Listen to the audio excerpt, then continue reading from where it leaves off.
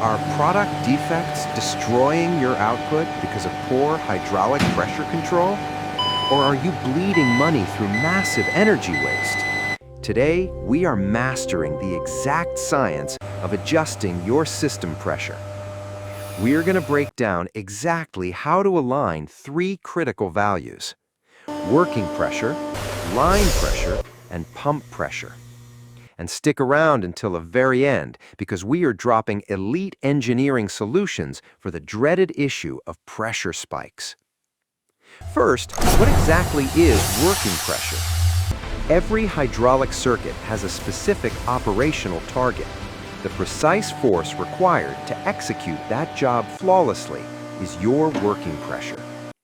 Once the system hits this exact threshold, we rely on pressure switches or transducers to automatically shut down the pump or trigger the next sequence.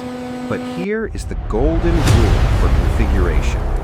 For these switches to trigger reliably, your main supply pressure must be set 10 to 20% higher than the actual working pressure.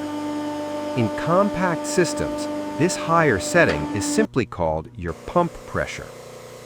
However, what if a single power unit drives multiple machines, or you have massive setups with extra cylinders, long pipe runs, excessive bends and elbows?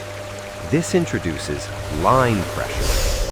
Line pressure exists purely to compensate for the friction-induced pressure drop inside your piping.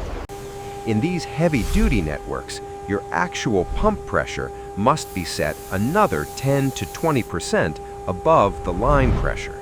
Now, how do we correctly configure these sensing devices?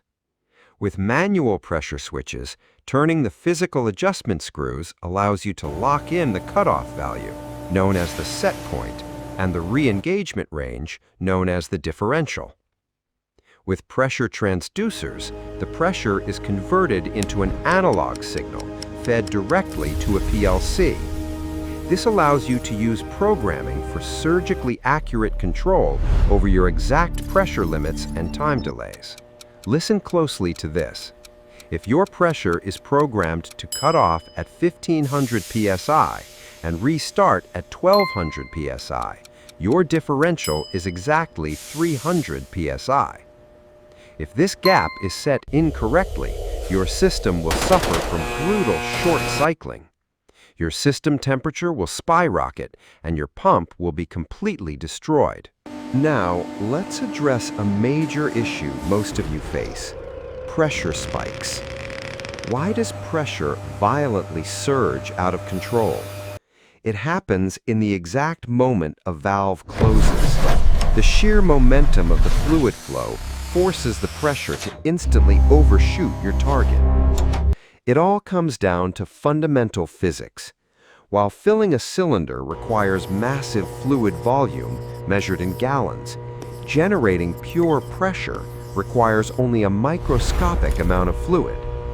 Because your primary pump's capacity in GPM is so massive, controlling that instant pressure jump becomes a severe engineering challenge. So, how do we control these deadly fluctuations? Here are three proven methods. Method 1. A holding pump. Use a separate low-flow pump dedicated purely to building and holding pressure. This allows your massive primary pump to rest, which will drastically reduce your electricity bills. Method 2. Flow control. You can restrict the fluid volume using a small valve right as the pressure builds. But be warned, the resulting friction will spike your system temperature and create massive energy waste. Therefore, this is not always the ideal solution. Method 3. Servo valves and PID control. Let's examine the If your system demands absolute world-class precision, this advanced control technology is the ultimate answer. I hope you leveled up your hydraulic knowledge today.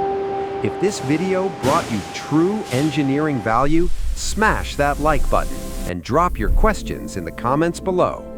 To watch world-class technical content like this, subscribe to the eMind channel right now and hit the bell icon. We will meet in the next video. I am E-Mind. Stay focused and stay technical.